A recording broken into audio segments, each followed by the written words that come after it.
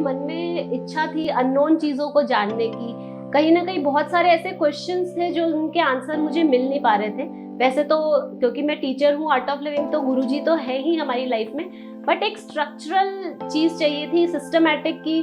बहुत सारे क्वेश्चंस थे जिनके आंसर्स नहीं मिल पा रहे थे। तो जब एस्ट्रोलॉजी का मुझे पता पड़ा कि ऐसा कोर्स हो रहा है, तो मैंने ये शुरू किया।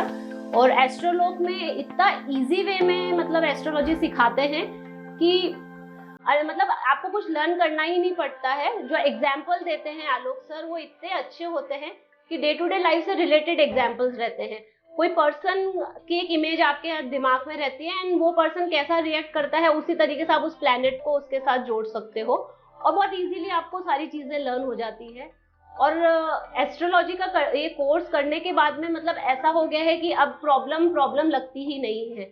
मतलब लाइफ में जो भी लोगों के साथ हो रहा है या हमारी फैमिली में ही किसी के साथ कुछ हो रहा है या प्रॉब्लम आ रही है, तो लग रहा है कि हाँ, कहीं ना कहीं ये प्लैनेट का ही खेल है, कुछ ना कुछ सामने वाले का प्लैनेट प्रॉब्लम हो रही होगी। तो जो अंडरस्टैंडिंग है थ्रू लाइफ के अंदर जो है, वो काफी अच्छे से हम उसको समझ पा रहे हैं। और जो भी मेरे अभी तक के क्वेश्चंस थे वो सब सॉल्व हो गए हैं।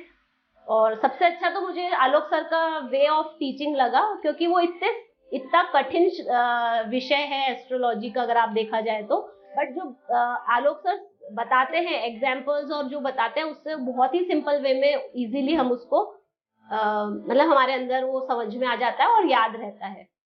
मैंने ना आलोक सर के काफी सारे वीडियोस देखे थे यूट्यूब पे, और वैसे आलोक सर को हम हमारी पत्रिका भी दिखाते हैं। और ये मेरे लिए एक सौभाग्य की बात है कि जिनको हम पत्रिका दिखा रहे हैं और जिनको मैं इतना ज्यादा फेथ करती हूँ, वो ही क्लास ले रहे हैं।